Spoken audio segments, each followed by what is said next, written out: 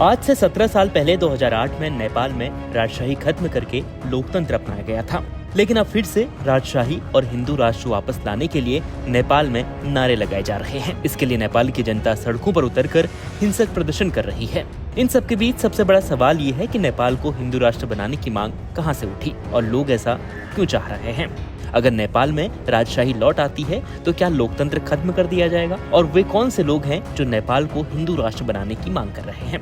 नेपाल को राजशाही बनाने की मांग की शुरुआत 9 मार्च 2025 से हो रही है। उस दौरान काठमांडू के त्रिभुवन इंटरनेशनल एयरपोर्ट पर करीब 10,000 लोग इकट्ठा हुए थे और पूर्व राजा ज्ञानेंद्र शाह के देश वापस लौटने पर सभी समर्थकों ने उनके लिए नारे लगाना शुरू कर दिया था। वो लोग नारे लगा रहे थे कि रॉयल पैलेस खाली करो, राजा आ रहे हैं, वापस आओ राजा, देश बचाओ, और हम राजशाही चाहते हैं।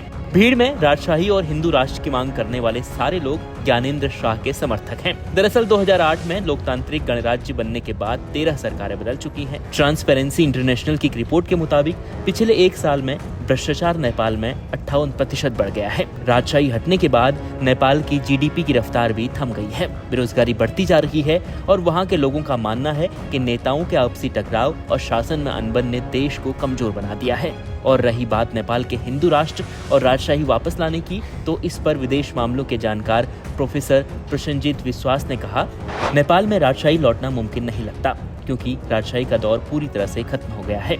बहुसंख्यक जनता ने लोकतांत्रिक व्यवस्था को अपना लिया है, इसलिए फिलहाल हिंदू राष्ट्र बनना भी संभव नहीं है। अब भारत और नेपाल के रिश्तों पर आते हैं। भारत नेपाल का पड़ोसी देश है, तो सबके मन में सवाल है कि क्या भारत नेपाल में राजशाही की मांग का समर्थन करेगा। तो इस पर दैनिक भास्कर ने जेएनयू के प्रोफेसर और विदेश मामलों के जानकार राजन कुमार के हवाले से लिखा, भारत कभी भी नेपाल में राजशाही का समर्थन नहीं करेगा। हो सकता है कि भारत में मौजूद कुछ संगठन इसका समर्थन कर सकते हैं, लेकिन केंद्र सरकार ऐसा कभी नहीं करेगी। इसके पीछे की एक वजह यह भी है कि भारत खुद को भी लोकतांत्रिक मूल्यों को बढ़ावा देने वाले देश के रूप में देखना चाहता है।